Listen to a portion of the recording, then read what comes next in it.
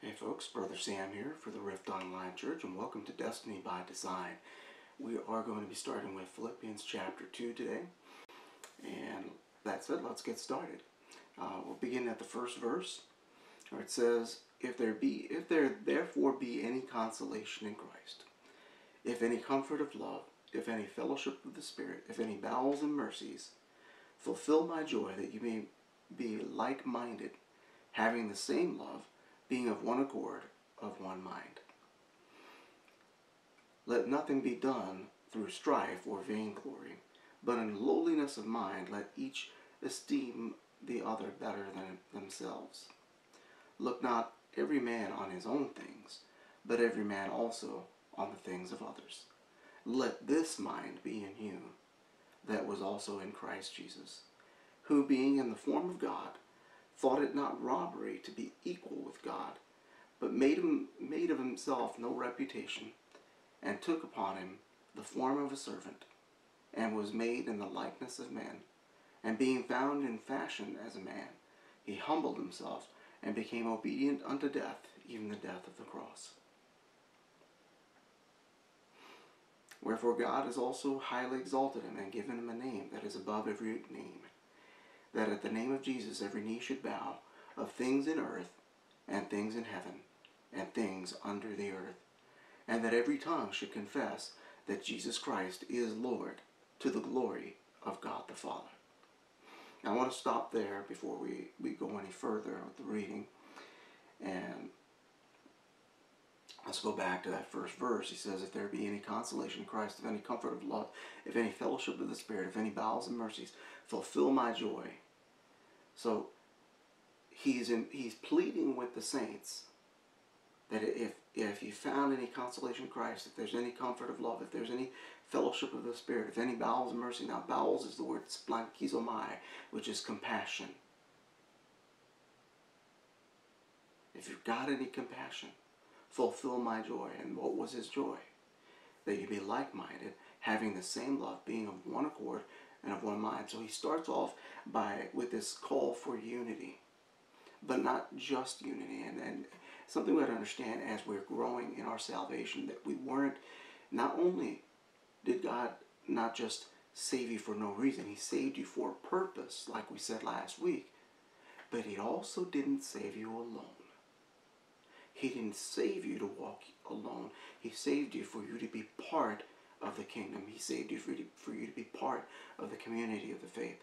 That you have some role to play. That you are not alone anymore. And he wants you to be like-minded. That we would be of one accord, of one mind. And unfortunately, many of us mistake cooperation for communion. And they're two very different things. There's a big difference between cooperation and unity. Because you and I can cooperate on something, but it doesn't necessarily mean we're united. And I think you can understand this. You may have had a job where there was somebody you had to work with and you really didn't like them. And they didn't like you, that you couldn't stand each other, but you had to put up with each other while you were getting something done. And a lot of times it was a struggle to get it done because you didn't like each other. That wasn't really unity, was it?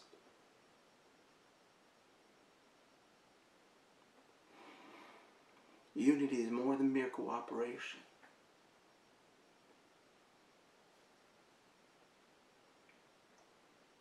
See, when we have unity in the Spirit, it's not that we all have necessarily, because people say, well, we got to be of one mind, one accord, and then usually you'll have some charismatic leader who wants you to agree with everything he's saying because that's one accord. No, that's not what the Bible's saying. It's not about merely agreeing with some leader, but about agreeing with God. That we all need to agree with him. Find out what the will of God is, not only for my life personally, but for this particular community of the faith. What is the will of God? How does God want us to interact together? How does God want us to work together? How does God want us to live together? Because it's more than just work. It's more than just getting things done. It's more than just cooperation and collaboration, more than, conspiracy, collusion, and complicity, which usually is what we get. But we were intended to live together. We were intended to have fellowship. which is more than just, get together on church for let's get together for brunch after church or whatever. No, it's more than that. We are supposed to have some kind of community, the faith that we are a part of. As we've been so fond of saying in the Rift Online Church the last several years, we won't let you fight alone.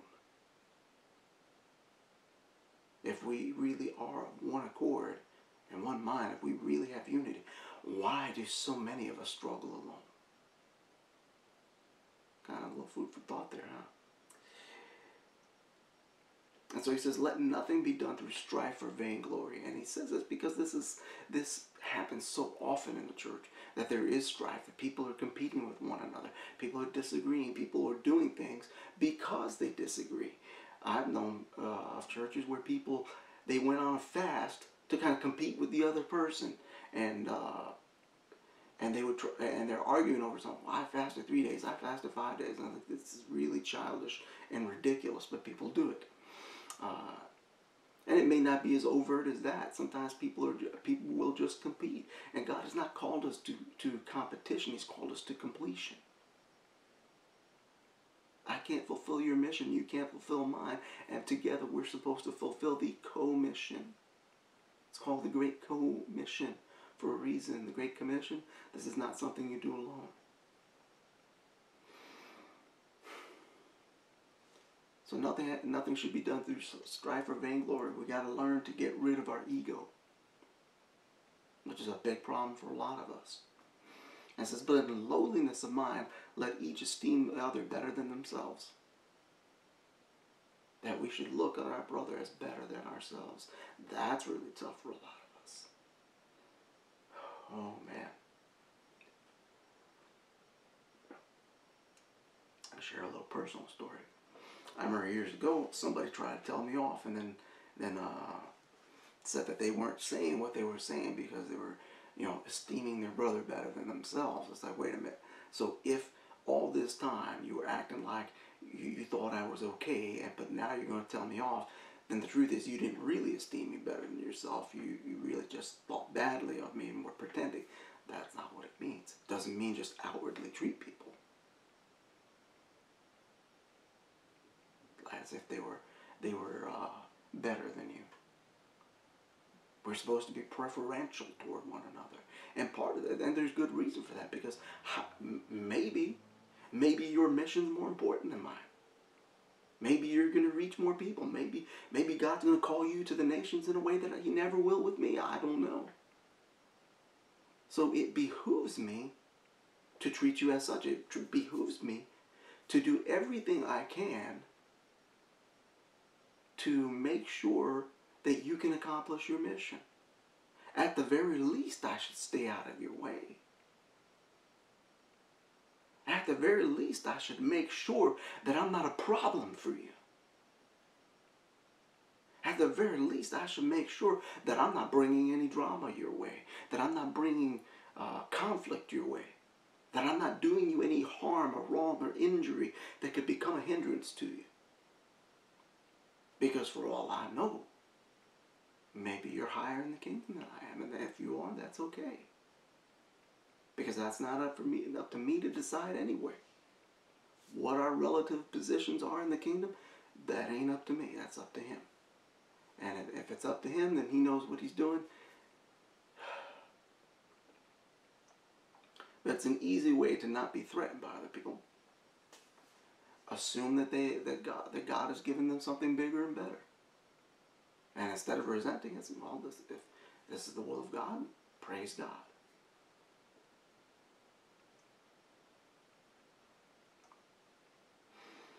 It's then that Paul says, let this mind be in you that was also in Christ. That's the context. He spends the first 3 verses telling us how to treat each other. And then he says, let this mind be in you that was also in Christ Jesus. He says, who being in the form of God thought it not robbery to be equal with God. Because as the Son of God, he is the equal. Because what is the Son but the heir? If you're a son, then everything your father has is yours. So it wasn't robbery to be equal with God. It wasn't presumption. And yet, despite being the only begotten Son of God, it says he made of himself no reputation. This is the example we're supposed to follow, but we got so many people. We're trying to brand ourselves on social media. We're trying to develop some kind of reputation. We're trying to get this person like us, get that person like us.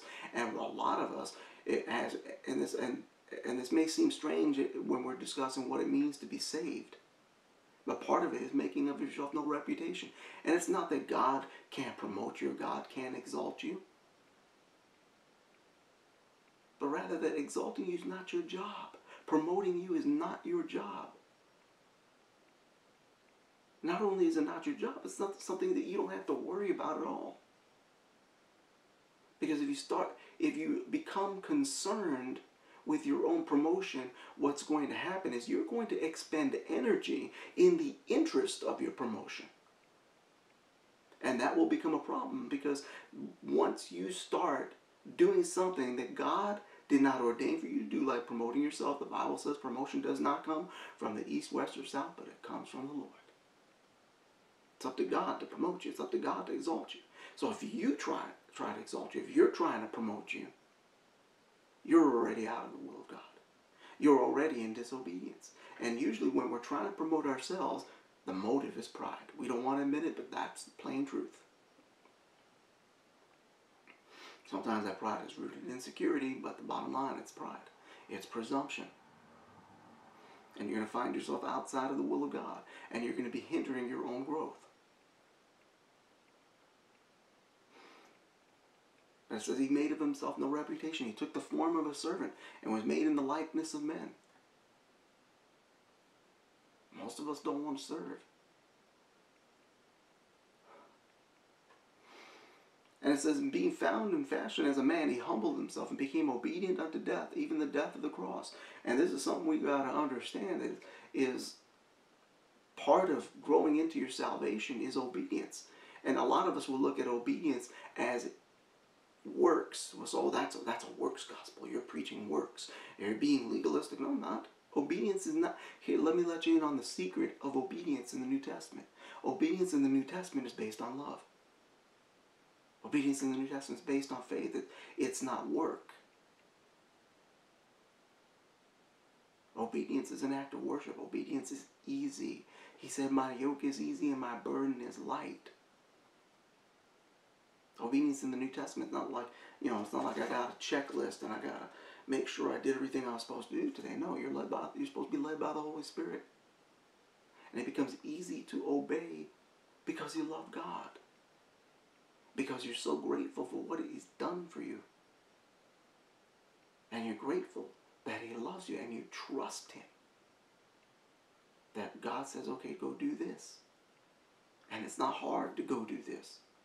Because, this God who loves me so much and saved me, he gave himself for me on the cross, just asked me to do this, and therefore, knowing that he loves me, knowing that I trust him, then what he's just asked me to do must certainly be good for me. Must certainly be good for everyone else. God told me to do it, therefore it must be good. Kind of like the way little kids will trust you and do pretty much whatever you tell them to do. Very often. Little kids are very trusting. That's why we have to protect them. Because they're also naive. I'm not telling you to be naive, but I'm telling you to trust God.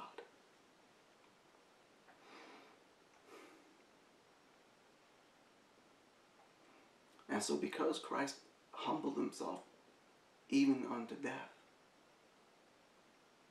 as part of this walk is dying to self, dying to ego, dying to your own vain ambitions.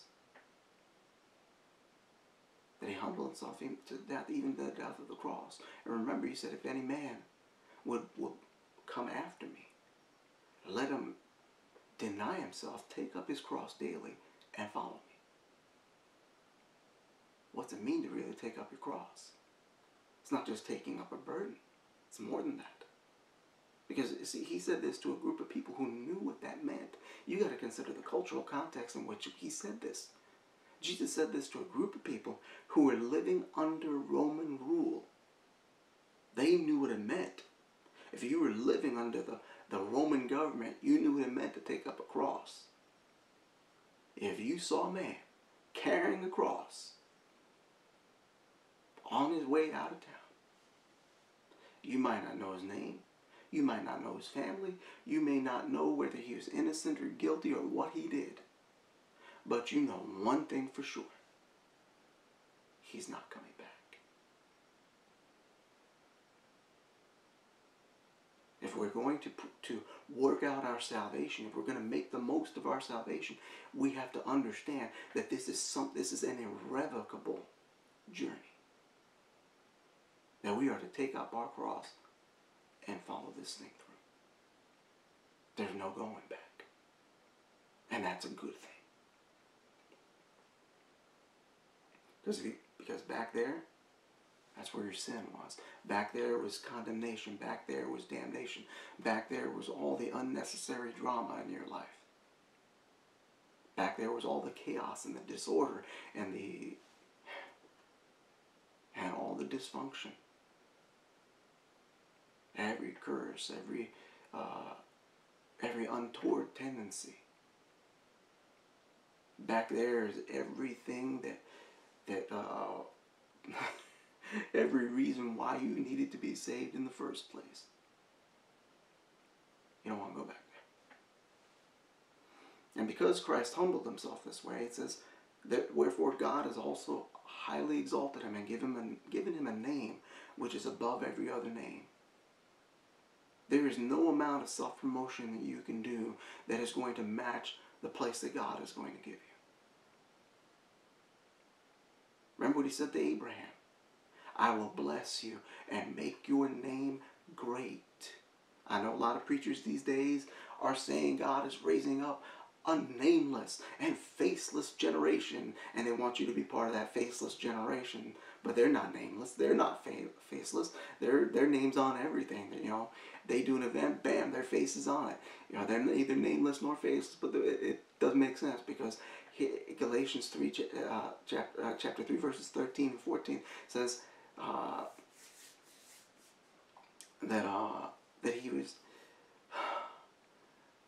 he was made a curse for us. And the reason why is so that the blessing of Abraham would come upon us. So if the reason Christ went to the cross, part of it anyway, or the result of it, would be so that the blessing of Abraham would come upon us. Part of that blessing, part of the blessing of Abraham is, I will bless you and make your name great. Now, your name might not be great in this earth. It might not be great among human beings, but it will be great in heaven. God did not intend for you to be nameless or faceless.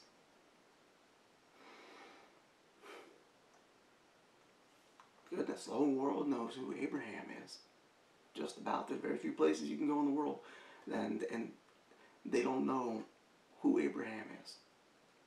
Probably half the planet's related to him in some way, shape, or form.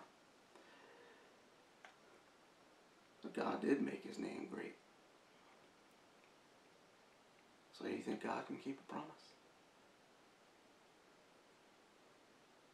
We don't even know for sure how many descendants Abraham has.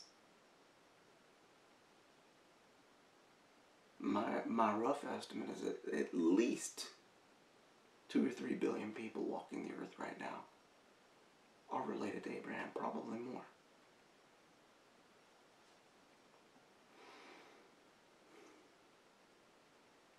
And God fulfills a promise.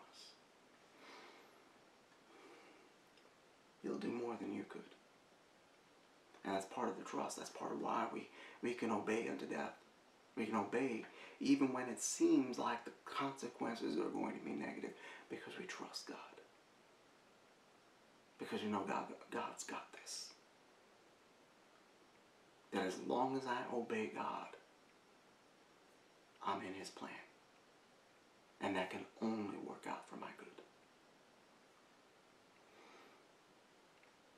And so he gives Jesus a name above every other name. And it says that at the name of Jesus, every knee should bow, of things in heaven, things in earth, and things under the earth, that every tongue should confess that Jesus Christ is Lord, to the glory of God the Father. And likewise, there is a place of lordship in the kingdom for you. There is a certain authority you are supposed to have. There's a certain influence you are supposed to have that only you can have. And that everything you come against must bow to.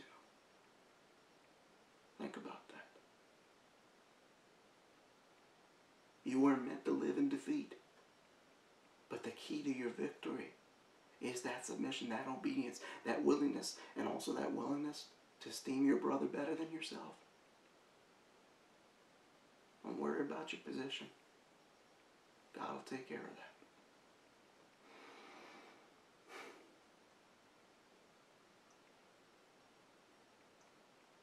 He says that every tongue would confess that Jesus Christ is Lord, to the glory of God the Father. And this is something else you've got to understand, because this isn't just about you.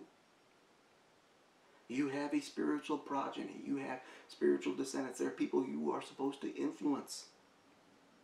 And something you've got to understand about the people that you are intended to influence is that you are a partaker of their reward. Let me say that again. You're a partaker of their reward. Fathers acquire their honor through their sons. If you don't believe me, look at Abraham. God makes him the biggest promise in human history. But Abraham doesn't get to take over the promised land. He goes there and lives there as a stranger. He goes there and lives there as a foreigner during his lifetime. But it was in Isaac that his seed was called. Isaac was the son of the promise. And yet Isaac didn't get to fulfill it. Imagine this. God tells the man, I'm going to make a nation out of you, but I'm going to name it after your grandson. The nation he gave him wasn't even named after him. It's named after Jacob, and not even directly. God changed his name to Israel. Part of the salvation package is that God will change your name. Not necessarily your given name, but name also means your character, your person, your identity. You're not intended to be who you were. Getting ahead of myself here.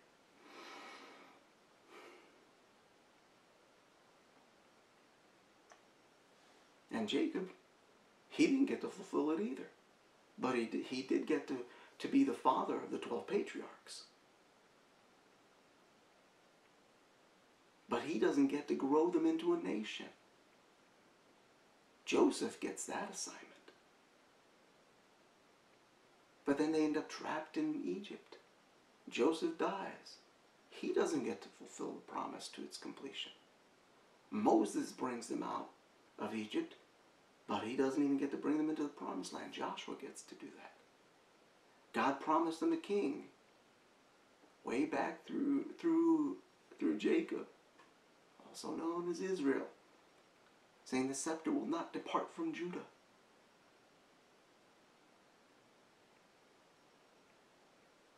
But that doesn't happen until centuries later. And then ultimately, as we fast forward through the history, the promise was brought to completion by Jesus Christ. Why do you think Jesus said, Abraham rejoiced to see my day? Because apparently Abraham, sitting there in paradise, was aware of what was going on. And when Jesus was born, Abraham rejoiced. Because now the promise is fulfilled. He didn't resent Jesus for fulfilling a bigger piece of the puzzle than him. And likewise, the people you influence, they may have a bigger piece of the package. They may do more than you. That's fine. In fact, that's kind of what you want. Because again, you're a partaker of their reward. They couldn't have done it without you. And they may not appreciate you, but he does. They don't got to like you. They don't got to appreciate you. I hope they do, but they don't really have to. There's only one person whose opinion you gotta worry about, and that's his. As I've had to say to a number of people over the years, your opinion of me and God's opinion of me are different. One of you is wrong.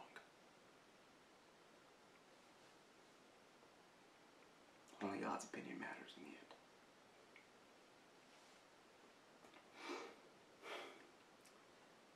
And so Paul goes on to say, wherefore, my beloved, as you've always obeyed, not as in my presence only, but now much more in my absence, work out your own salvation with fear and trembling. To work it out is to make the most of it, to put it to work, to put it to use. How do I get the most use out of my salvation? Because it was intended to be useful. It was intended to produce something. God saved you to be fruitful. And like I said in a broadcast yesterday, your fruitfulness does not depend entirely on you. It's mostly not on you. Your fruitfulness depends on God. I've got this garden outside, and I was told that the ground here is no good for gardening. It's very rocky. It's very acidic. I like to joke that I've got dirt in my rocks. Because in some spots there's way more rocks than dirt. All this river rock under, like 4 inches under the ground. Sometimes less than 4 inches down. So I don't even have like 4 inches of topsoil in most places. So it's not good for growing anything, they told me. And so my plants, if I had just planted them like that, they wouldn't have done well.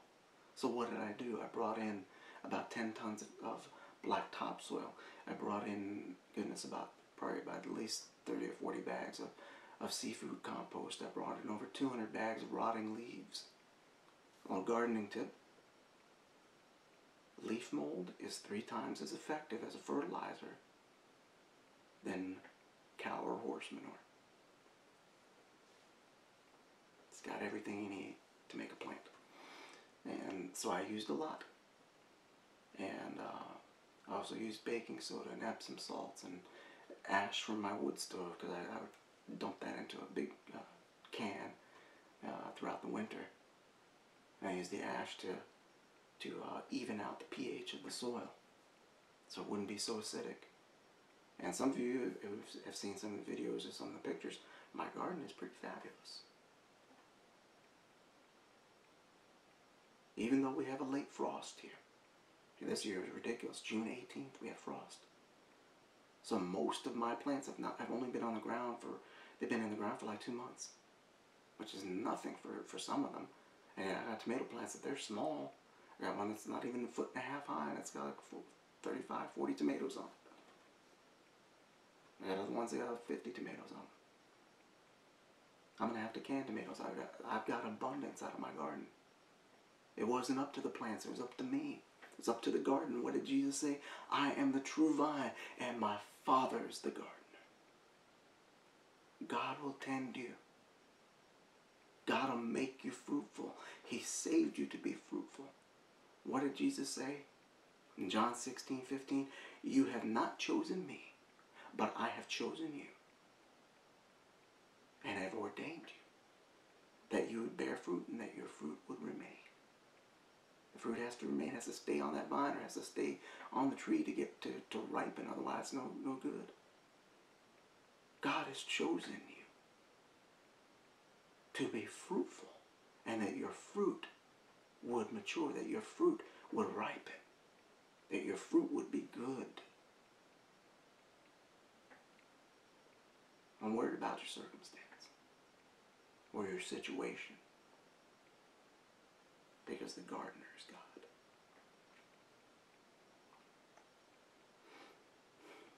Work out your salvation. Make use of it. Spend time in prayer and worship. Enjoy being a son. Because everything you're going to do in the kingdom is as a son or as a daughter, as the case may be. That's your identity. That will determine everything else. What kind of son are you? What kind of daughter are you? Because you're going to reproduce after your own kind. My apple trees don't give me grapes. Just like if I were to have a son, probably he's going to look like me or somebody in the family line. He's going to have some resemblance, and unfortunately for him, he would probably be short, because I'm going to reproduce after my own kind. It's very unlikely that I would have a son and he'd be 6'6". It's probably not going to happen, unless I were married to some kind of Amazon. My wife is a little bit taller than me, so a little bit of a chance there, but not much. You're going to reproduce after your own kind. Now, on the bright side, he would probably be really smart and physically really strong. So there's some good sides to the genetics. But you see what I mean? Just like your children will resemble you, they will get traits from you. The fruit you produce is going to be like you. That's why you want to work out your salvation. And people usually mistake that for works, but it actually means to make full use of, to put it to use, or rather to let God use it. Let go of your own agenda.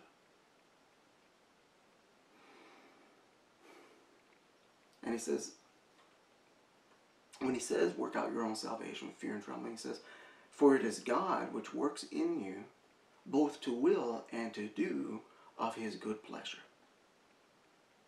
God will also give you desires. He will give you. It's him working in you to both to will and to do his good pleasure. So God will give you the will to do it. Something, if you really want to understand the calling of God on your life, look at the direction God's been pointing you in. That's why I told you last week to make that list of the things that God has done for you, because they're going to tend to point in a certain direction. Look at the ways that God has used you up to this point. They point in a direction. It's not random. It's not God doesn't scatter shoot. It's not all over the place. There's a direction it's heading in. That'll give you a huge clue as to what you really need to be doing, which way you need to be heading. But we do have a responsibility to pay attention. That's why I asked you to do that. I hope you did it. But he's already, since he saved you, he's already been working in you, both to will and to do his good pleasure. He wants you to do his will, and to some extent he's giving you the desires. So somewhere in your Christian experience so far, you have probably had some desires to do certain things for the kingdom. Take those desires into prayer and find out which one of those are just you and which one of those he gave you.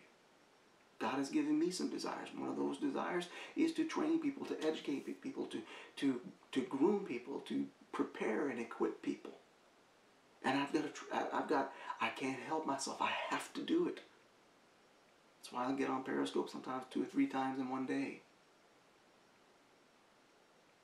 My wife even said to me on more than one occasion, you give your life to this thing. I can't help it. I gotta do it. As Paul said, the love of Christ constrains me. What are the things that you just got to do? And I'm not talking about like bad things, of course. What godly things do you find yourself compelled to do? Because ultimately part of my mission here is to help you discover your most compelling vision and give you the freedom to pursue it. What is it that the love of Christ is constraining you to do? Look at the divine constraint on your life. What direction is it heading in? There's the calling of God in your life. So God is already working in you to give you the will and the ability to do what he wants you to do. So don't even worry if it seems impossible. God frequently calls us to do things we can't do. That's okay. Don't worry about that. If God has sent you to do it, he'll enable you. Or do you really think Peter's shadow could heal people on its own? Right? know in my own life, I really seriously doubt I'd ever be able to tell the rain to stop on my own. I sure can't heal the sick on my own. Or tell somebody in a coma to wake up and then wake up on my own. I sure didn't do that by myself. Every miracle God has worked, every healing, every deliverance, I couldn't do that on my own. All of that stuff was impossible. That's another reason for that list of the things that God has done in your life. To remind you, God has already done impossible things in your life. So don't be daunted about what's ahead. If he did it before, he'll do it again.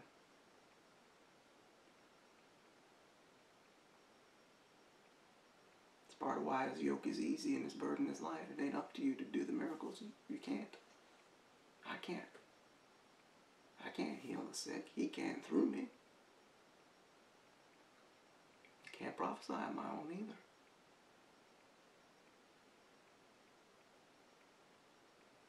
He's already working in you. If you didn't make that list, you better make that list.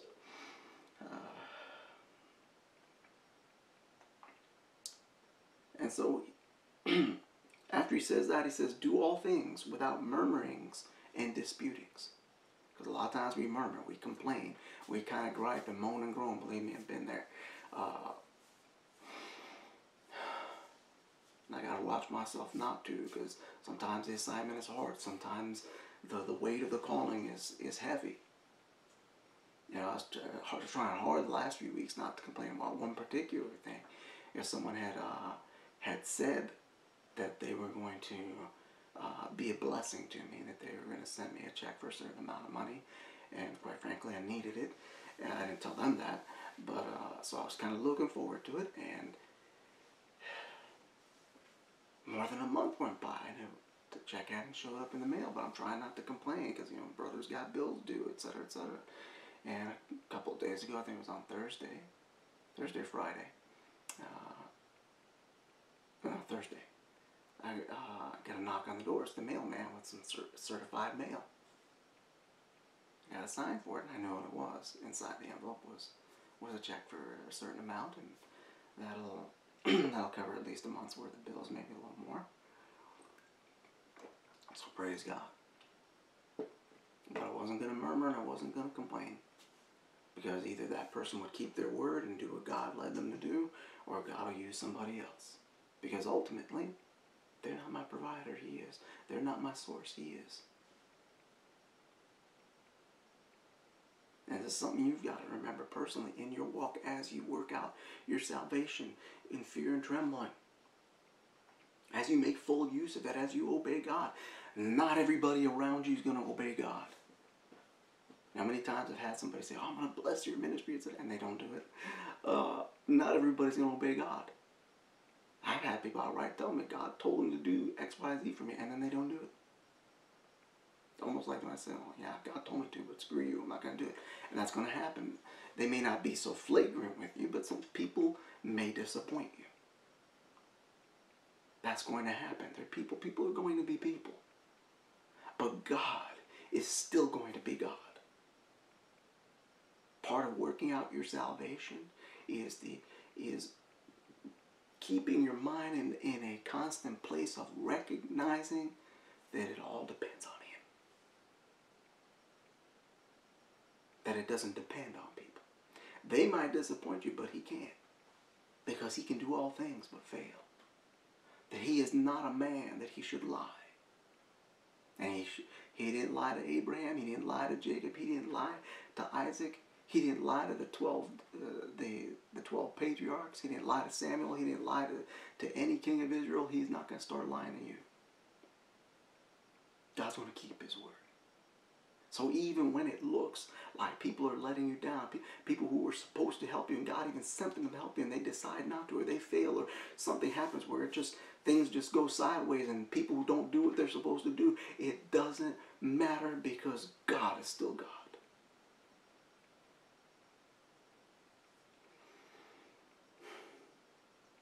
And here's something about disappointment. Disappointment is not necessarily a bad thing. Now, to be disappointed, you have to be surprised. Now, people don't really disappoint me a whole lot because people don't really surprise me very often. Uh, but here's the thing about disappointment in general. The reason you were disappointed is you are surprised. You were expecting a certain outcome. Sometimes you were expecting a certain outcome because of God's favor on your life. So guess what? All that really, what your disappointment really means was you had faith. Didn't work out the way you wanted it to, but you did have faith. You do have the capacity to believe God. Continue in that capacity. Lay aside the disappointment and understand God is still in control of your life. God is still on the throne. God didn't miss it. So lay that aside, but hold on to the part of the disappointment that is the proof that you believed Him. It is the proof that you had confidence in God and retain that confidence.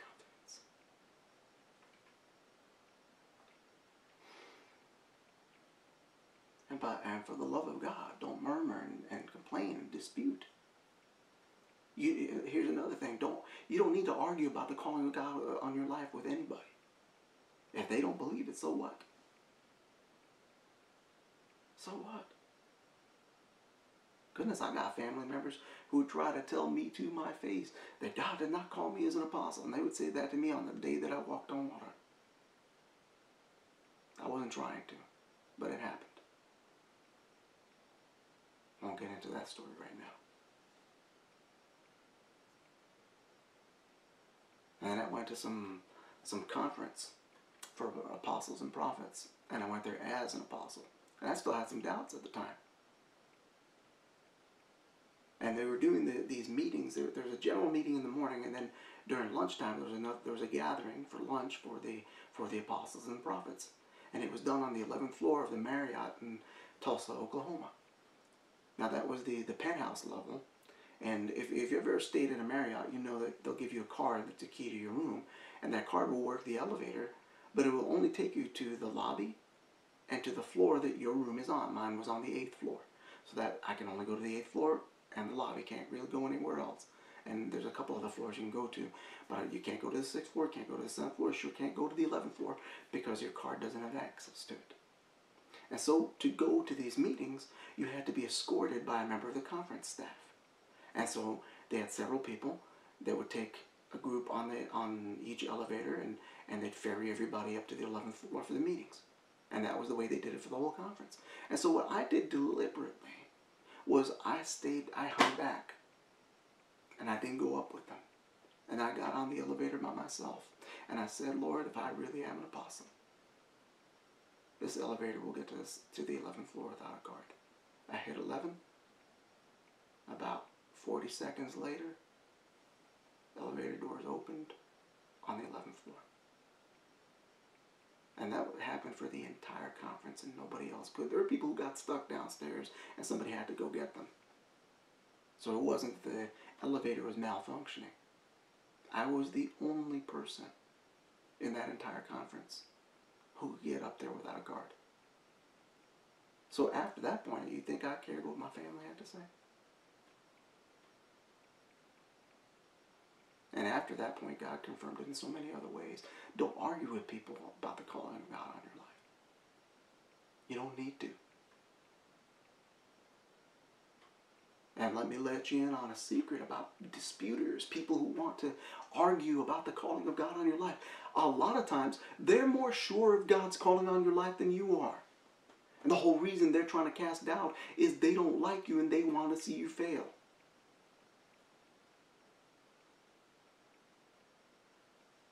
Because my family would say I wasn't anything, but they knew. They knew and they know. They're more sure of it than I was. And yes, they are saved. Saved folks will do that. Because they're not working out their salvation in fear and trembling. Wasting all that energy worrying about what God had called me to do and trying to convince me that He hasn't, instead of doing what God called them to do. And you're going to encounter people like that. Move along. Because God's opinion and their opinion are different. And somebody's wrong. I'll let you figure out who that is. And so he says, do all things without murmurings and disputings, that you may be blameless and harmless. So you can't just be blameless, you got to be harmless. Because sometimes we're blameless, like we didn't mean to do any kind of harm, but we did. So it's not enough to be blameless. Because some of us, we're kind of clumsy and we end up damaging people or causing harm without intending to. You gotta. That's part of why you don't get into the disputing, why you don't murmur and complain. So that you can be blameless and harmless.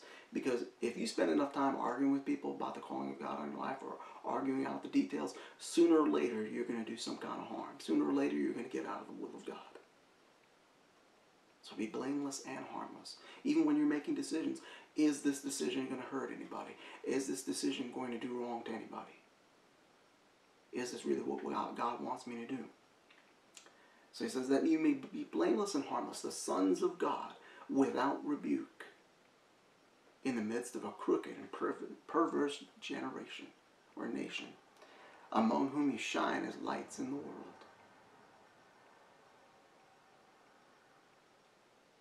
You want to be blameless and harmless, so you can be the sons of God. Because again, this isn't about you. That you're lights in this crooked and perverse world. And he says, holding forth the word of life, that I may rejoice in the day of Christ, that I have not run in vain, neither labored in vain. This is part of why I'm so emphatic about what I say, and part of why sometimes I'll repeat something I said, because I don't want to find out that I labored in vain.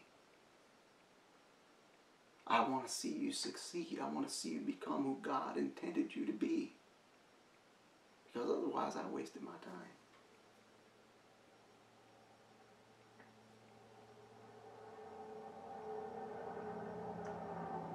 Paul wants to be able to be there on the day Christ comes back and see the fruit of his labor.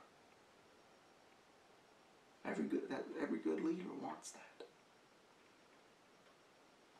And it says, yes, and if I be offered upon the sacrifice and service of your faith, I joy and rejoice with you all.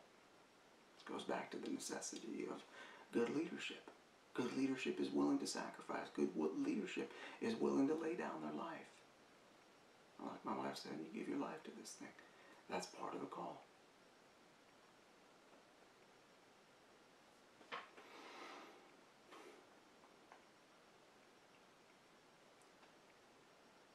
And then he says, for the same cause, also do you joy and rejoice with me.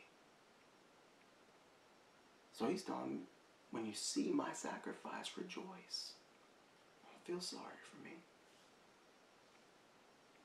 Rejoice, because the kingdom is moving forward. Rejoice because the will of God is being done. And then he says, but I trust in the Lord Jesus to send Timothy shortly to you, that I may also be of good comfort when I know your state. For I have no man like-minded who will naturally care for your state. For all seek their own, not the things which are Jesus Christ's. So apparently there was some drama among the leadership. That Timothy was the only guy he trusted to send to check on the Philippians. So apparently this whole idea of there being bad leaders out there is not anything new. Just like back then there were people who were more concerned with their own self-interest, but Timothy wasn't. Timothy was like-minded. Timothy had the same kind of mindset as Paul. And so Paul trusted him. And he says, but you know the proof of him. As a son with the Father, he has served with me in the gospel. Part of this thing of working out your salvation, look for good leadership. And if you find, because you're going to have more than one leader influence you throughout your life, you find one that's good, examine their character, and then use that as your baseline to judge others, to determine, okay, is this guy a good leader? Now, not all leaders are going to be exactly the same. But my goodness, there's going to be some similarities. There are certain character traits that we all have to have, and one of them is that trait of sacrifice. The cardinal ethic of Christianity is not success, it's sacrifice. And I'm not saying God won't make you successful. What I'm saying is the priority is sacrifice. Look for leaders who are willing to sacrifice for the gospel's sake. He says, you know the proof of him. Look at the people right now that you allow to influence you. Look at the people that are in your life right now, especially within the context of the gospel, within the context of the kingdom authorities or leadership or whatever you want to call them, preachers, ministers, elders, apostles, prophets, evangelists, pastors, teachers, bishops, whatever title they might use. Take a good look at them and ask yourself, what is the proof of them? What proof do they bring to the table? What is the proof of their character? What is their testimony? And then once you have made that determination, you need to make a decision whether that person needs to continue to be an influence in your life, whether they deserve to have influence in your life. Because sometimes somebody might be a good leader, but they're not the right leader for you.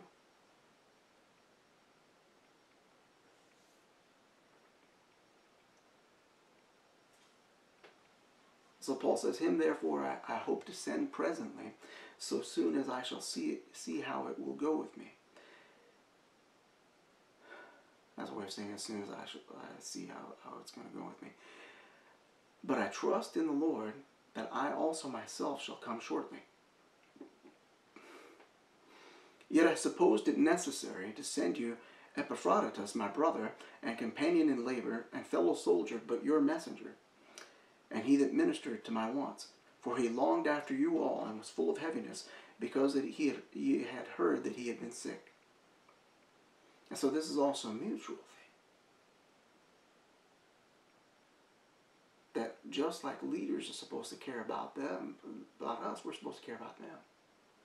And so Epaphroditus was very concerned because he knew that they had heard that he had been sick. And it says, for indeed he was sick near to death, but God had mercy on him, and not on him only, but on me also, that lest I should have sorrow upon sorrow. I sent him therefore the more carefully, that when you see him again you may rejoice, and that I may be the less sorrowful. Receive him therefore in the Lord with all gladness, and hold such in reputation. Because for the work of Christ he was near unto death, not regarding his life, to supply your lack of service toward me. That the whole reason he got sick was apparently he was overworking himself. And he says to hold such in reputation. These people who will work themselves like this for the kingdom, those are the ones that deserve your honor and your respect.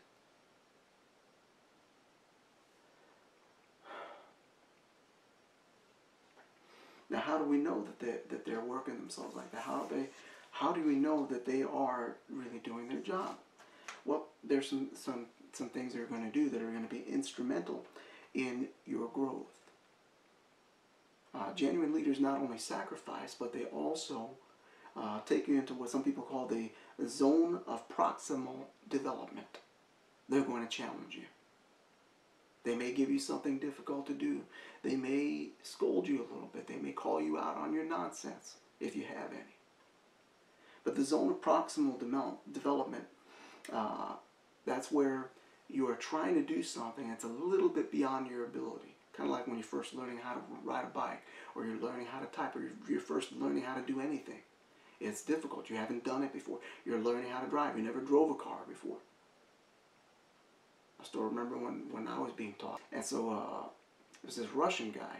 There was a couple different instructors the company sent, but one was this Russian guy. And his method was he took me to this big school parking lot and puts me in the driver's seat, tells me don't touch the gas, just hold on to the steering wheel. And he kept saying this. He had the Russian accent. He said, "Feel your car, feel your car." And so the first hour of the lesson was about getting a feel for the car.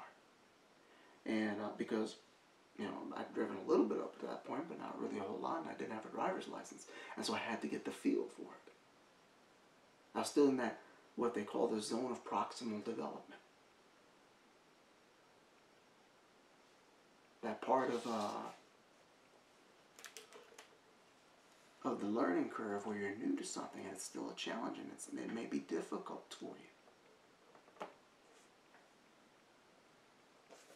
But that is actually also your optimal learning zone. That's actually the best place to be. You want to learn, you want to grow. You need to be challenged. Look for that in leaders too. Look for people who challenge you. You have to be challenged to learn. Now this, I didn't originate this term. It was that term, zone of proximal development, was coined by, I think his name, what's it say here, Lev Vygotsky. He was a social cognitive theorist and psychologist. And I don't think we need to delve too much into psychology, but some of their terms are useful. They do sometimes accurately describe things, and this is one of them, that there is such a thing as zone of proximal development, which is your optimal learning zone. A good example is also your training wheels on a bicycle. It helps you to develop the ability to use that bike, and eventually the training wheels come off. We tend to learn, as children, we learn from adults. Sometimes we learn from peers, but we tend to learn better from adults. It's like weight training. You work out with somebody who's stronger than you because they're going to challenge you and they're going to push you. This is where you can grow a skill and expand your capacity to master new areas. This is where I'm trying to take you. Spiritually speaking, your zone of proximal development. Now, having said that, there's some things I got to share with you today as we're going to move toward maturity in this thing called salvation. First thing I want to tell you is that meaning is more important than happiness. I'm going to say that again. Meaning is more important than your happiness.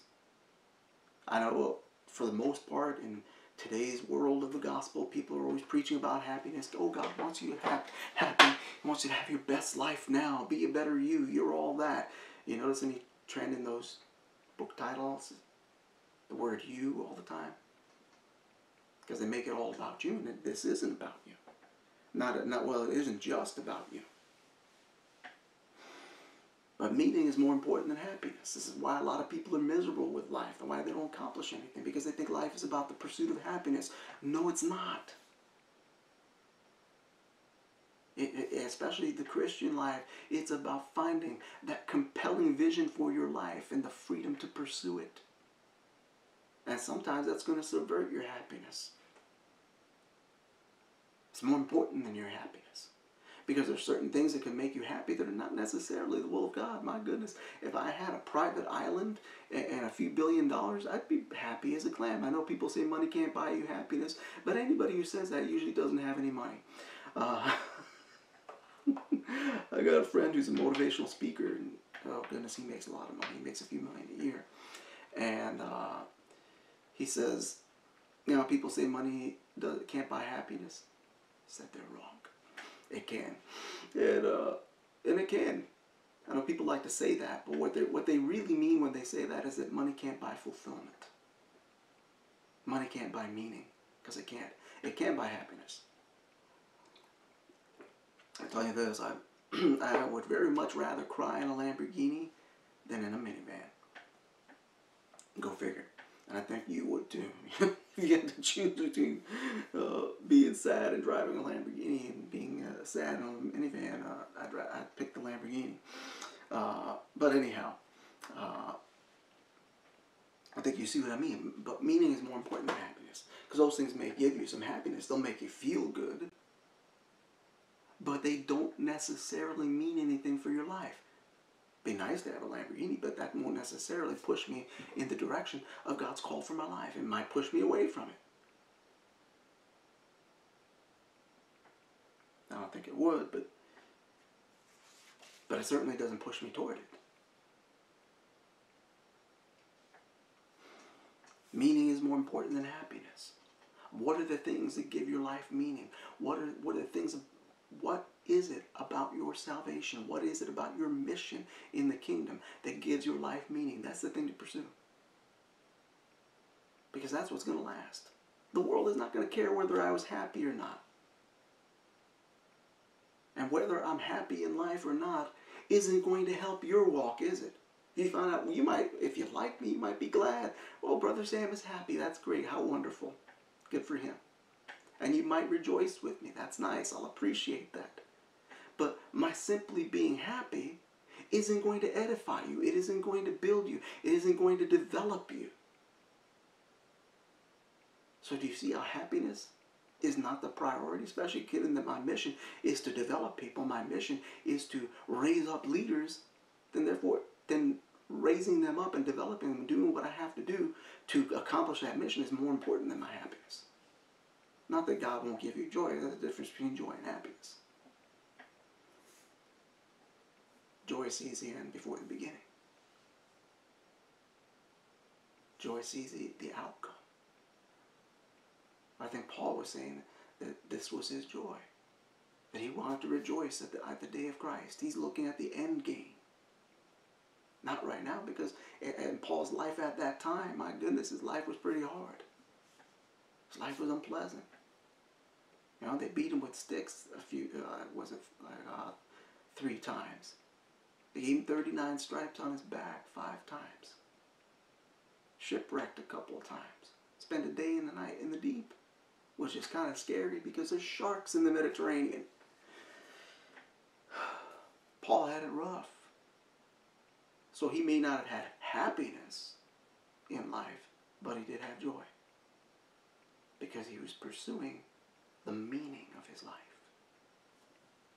Now that having been said, let's address your life. The mundane parts of your life, that is your life. I'm going to say that again. The mundane things that you do in life, that is your life. These are if you want to get the most out of this, your life, your salvation, the reason, if you want to make the most of why God put you here, you got to deal with the mundane aspects of your life. These are the things that you've got to fix your life. These are the things that you have to set order in order to not be hindered in the call of God on your life. The mundane parts. The time you get up, the time you go to bed, your various little habits. Because those are the things that are going to shipwreck you. Those are the things that are going to get you off the rails. Those are the things that are going to make or break your success. Because those are the things that either shape your opportunities or deny them. Let's say, for example, you commit a whole lot of your time to something that has nothing to do with your calling and it's not productive in any way. I'm not saying you can't enjoy life or spend time with your family or whatever. I'm not saying that at all. Because you should. That's part of what, if God gave you a family, that's part of your reason for being here. So you should enjoy them and you should spend time with them and you should do the best you can for your family. But they're also part of the mundane parts of your life. You know, if you got kids, you got to take care of them.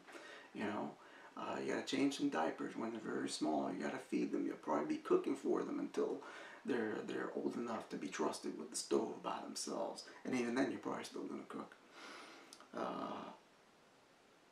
Goodness, my little sister didn't really cook until she was in her 20s. I think early in her marriage, her husband had to do the cooking because she wasn't really much of a cook herself. This is a lot about how she was raised. But anyway, the mundane parts of your life are what you got to fix first. You fix those things, other things will fall into place. Because your habits determine your destiny. These are the things, like I said, they either shape or deny your opportunities. There's opportunities you may miss out on because you got bad habits. Not just in the mundane parts of your life. Well, I know a lot of people, they waste so much of their time on stupid stuff. Or because their life in general, their personal life, the mundane parts of their life are in such disarray and disorder, they don't have time to pursue God's purpose. Or they miss out on opportunities because they're simply not in the right place at the right time. So I want you to start to make another list. List the mundane aspects of your life. You know, how you brush your teeth. Your sleeping schedule. What you do before you go to sleep. What you do when you first get up. How do you start your day? How do you organize your day? Start looking at those things and asking yourself, is this conducive to the fulfillment of my purpose? Is this even conducive to what I got to do today? Are you organized in what you do? I usually make some kind of list of what I got to do the next day. I get things done. It's like a saying in the business world, what gets measured gets done. So, another thing I want to tell you, especially those of you who want to hear from God, because it's part of working out your salvation, is cultivating your relationship with God. And I'm going to say this to you, if you aren't seeing or hearing from God very much or at all, you're not looking low enough. I'm going to say that again. If you aren't seeing or hearing from God, you're not looking low enough. Some of us, we're looking for this mountaintop experience. And a lot of times God is speaking to you in the low places of your life. Remember what I said about those mundane aspects of your life? Very often God is going to speak to you through mundane things. Not just in your life, but even in your service. Some of us, we want to serve in ministry and we think that means we're going to get in the pulpit and preach, and maybe that's your calling. But sometimes God has other things for you to do. When I was a member of a church for about 5 years, I eventually was an elder there. I was a worship leader, graphic designer, kind of the assistant to the deacons, and I was the church janitor. They didn't officially call me that, but I was usually the one cleaning up the church. And in that mundane task of cleaning the church, there was a whole lot of what God taught me. A lot of what I will be sharing with you throughout this course are things that I learned while cleaning the church. That maybe if I hadn't been cleaning the church, I wouldn't have learned those things. Because in cleaning the church, I learned to be thorough. I did things other people didn't do. You know, I would clean the back of the toilet tanks. I'd clean the back of the sink. Clean under the sink. You know, the chairs that were in the pulpit area, I'd pull them forward. I'd clean behind there. And God taught me something about holiness. About not just tending to what people see. About dealing with deeper issues. Tend to the mundane things. Look to the mundane parts of your life. Very often God is speaking to you through them. Because not everything is necessarily going to be a voice out of the heavens. Not everything is going to be God's going to send an angel to tell you. Sometimes God is subtle. At least with that kind of stuff. And it's not really subtle. Some of it's actually obvious. You're just not paying attention. Because God tends to not be subtle when He wants to teach you something. But He will do it in a way where you got to put it together. It's like it says in Proverbs. It is the glory of God to conceal a matter. And it's the honor of kings to search it out. Some things you have to search out. Some things God's going to put you on a bit of a chase, a bit of a hunt, a bit of a search. He's going to give you a mystery to unravel. Sometimes God is going to drip feed revelation to you. Sometimes He's not going to pour it out on you. He's going to drip it on you because you can't handle it all right now. And that's okay. So look at those mundane things and deal with the mundane aspects of your life. Another thing I got to tell you today is that there's going to be suffering. And we've kind of addressed that already. There will be suffering. Paul suffered. You're going to have to suffer. And it doesn't necessarily mean you're going to be tortured or whipped or beaten like Paul was. But there's going to be things you're going to have to put up with. There's going to be things you're going to have to go through. There's going to be things to endure. Because to suffer doesn't just mean like punishment or calamities and tragedies. But it also means enduring.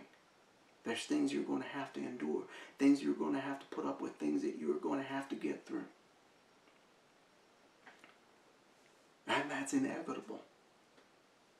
That's not a bad thing. But I want to tell you about suffering. Because a lot of times suffering interferes with our happiness. Remember what we said about happiness before. Happiness is not necessarily the priority. And sometimes because we're suffering, we're not happy. And then we think that we got a problem with God. Because God, I'm not happy. And God knows you're not happy. He wants you to have joy, but he's not necessarily too concerned with happiness right now. And God will allow you to suffer. He'll allow you to go through things. And this is part of why. Part of growing into your salvation is to transcend your suffering. That's part of your mission. That's part of what life is all about, folks.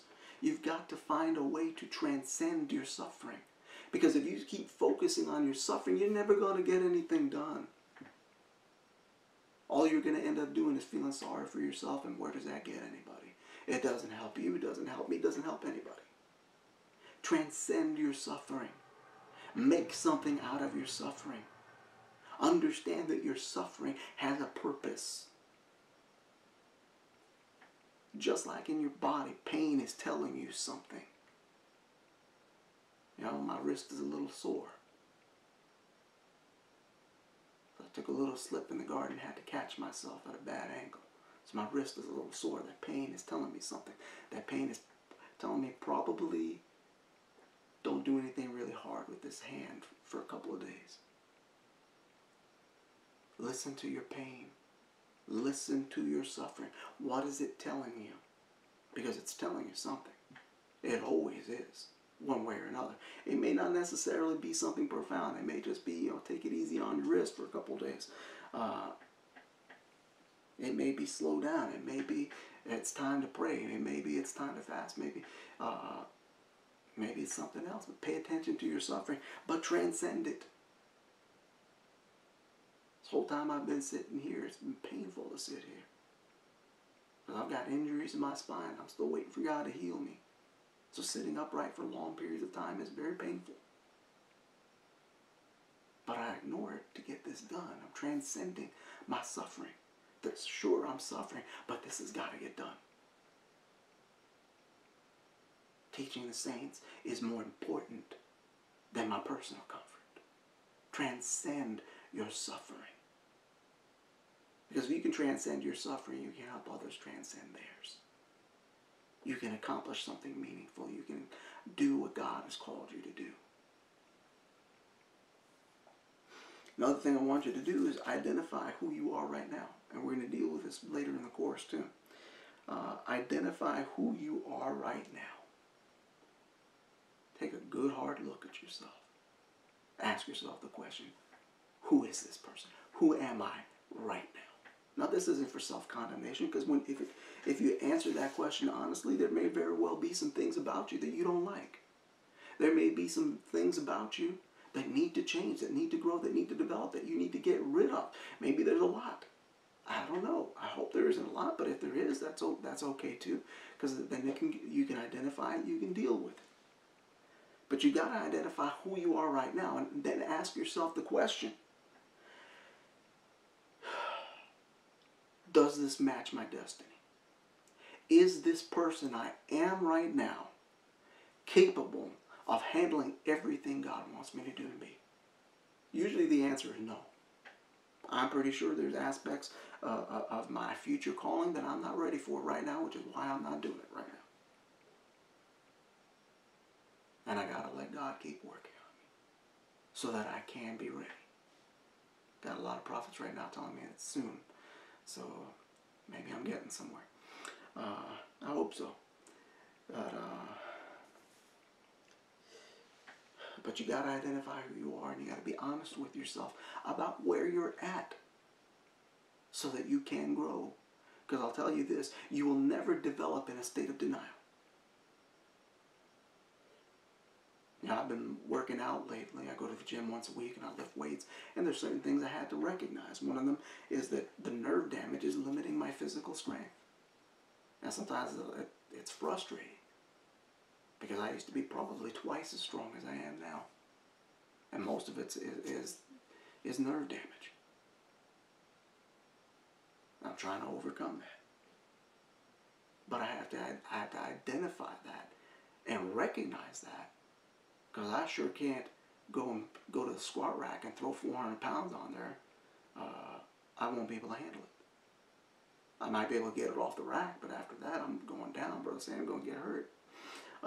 So I can't do that. And so I have to accept that limitation, at least for now, until God restores me. And I have shown some progress. For some reason, triceps are working real nice. Went to do the tricep push down, and I used the whole rack on the machine. So apparently the nerve connections to my triceps are great. Just other things aren't quite working well. So you got to recognize where you're at now so that you can take action accordingly. Another thing I want you to consider is this: overcome your loneliness. I'm going to say that again: overcome your loneliness. Because to some extent, all of us will feel alone at some point. We feel isolated, and sometimes you are isolated. But recognize this, like I've said before, it's the weapons of our warfare. Part of your salvation is that you're not alone anymore. It's okay to ask for help. It's okay to ask for prayer. It's okay to have some people upon whom you can rely for prayer and counsel. Choose those people very carefully. But at the same time, not only is it okay to ask for help, but I also want to ask you this question: who are you helping? Who are you helping? Because sometimes some of us recognize it's okay to ask for help, and I know a lot of people like that. My goodness, they're all over Facebook and every prophecy-oriented group, constantly looking for a prophetic word. They always want help. They always want prayer, and you never see them prophesying to anybody else. You never see them encourage anybody else. They sure don't. I got people who come to me for prayer all the time. There's only like 2 of them, or maybe 3 out of all of them that have ever said, "Brother Sam, I'm praying for you." Now maybe the others are praying for me. I doubt it, because it's all about them. And you can't allow it to become all about you and your needs and your struggles and your pain, because what's going to happen is you're going to fall into the trap of narcissism. So you have part of the salvation package, you have to defeat narcissism. You can't allow yourself to become or remain self-centered or self-absorbed, because you, and I'm going to say this emphatically, you are not the most important person in your life. You're not. And if you are, you shouldn't be. You might be. I mean, if you're a narcissist, then you are the most important person in your life. And we don't understand the danger of narcissism, especially as Christians, especially in this culture we've got in the church, where we make it, we're writing all these books that it's all about you. You're all that. Your best life now. Be a better you. Position yourself to prosper. And sure, there should be personal development and all that, but we've made it too much about us. God has this for me. What God has for me is for me. We sing that. We don't say what God has for everybody is for them. Very often we're very guilty of a very overly personalized and selfish kind of gospel. And I have to tell you again, you're not the most important person in your life. You're not.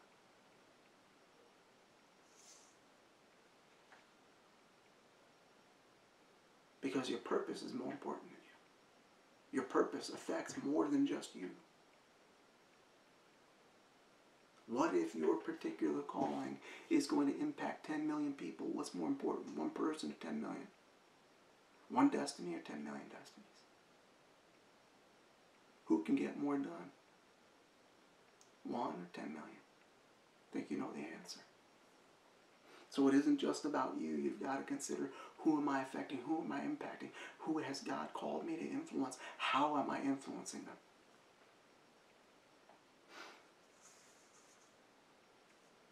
Another thing I got to ask you, is this question. This may be a painful question for some people. And that is, how well do you live with yourself? That's a hard question for a lot of people. A lot of us don't live very well with ourselves. Some of us don't like ourselves. And usually for bad reasons. And I'm not saying you gotta, the way a lot of people preach, you gotta love yourself, and they turn people into narcissists. What I'm saying is, I'm not saying you just gotta like yourself, and I guess you should, but more importantly, how well do you live with yourself? How easy are you to live with for you? Are you getting in your own way? Do you have habits that are self-destructive? Do you have habits that are self-effacing? Do you have habits and proclivities and tendencies that are damaging to you? Because if you do, then you're not living with yourself very well, are you? How well do you take care of you? Not from a narcissistic point of view, but to take care of you so that you can be useful. Are you taking care of your health? With that said, part of making the most of your salvation is you got to start doing things for future you. Not just the present you. We tend to think present me, or sometimes some of us can think, into the future a week or two. But start thinking about future you. Think of you 10 years from now. Think of you 20 years from now. And the impact that what you do today, what you're doing now, your habits and your proclivities and your tendencies and your routine, how is it going to affect future you? Start doing things for future you, because future you is probably going to have more responsibility than present you. And I will close with this. Think of one of the things I want you to do this week, in addition to what we've already said about making sure you made that list of what God has done for you. Make a list of your character problems or issues. Make a list about any baggage you've got. Make a list about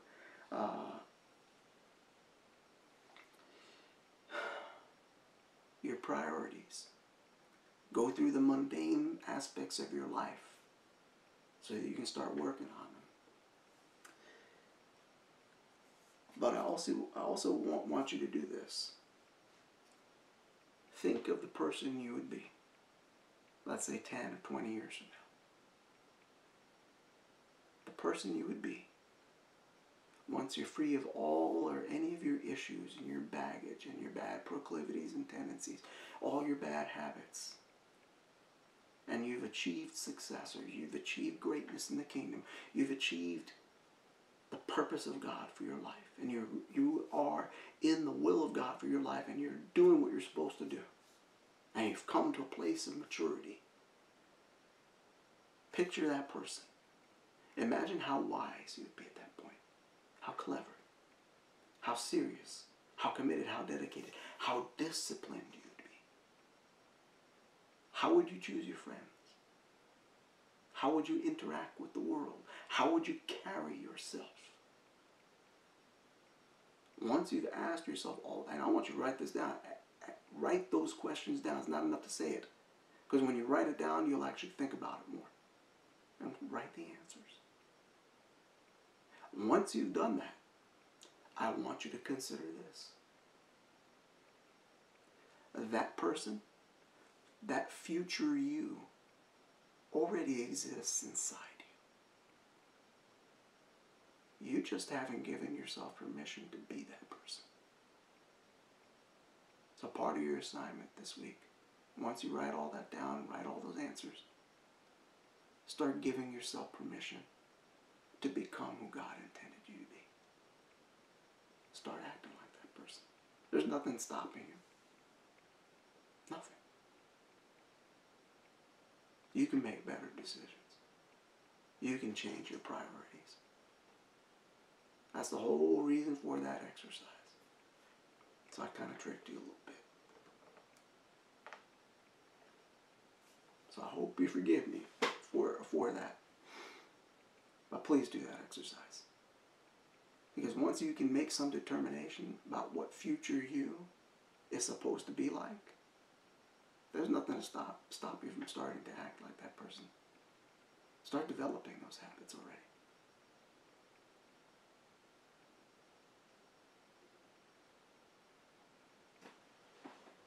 That's it for this week. Look forward to next week. Meanwhile, God bless you and keep you. Brother Sam signing out.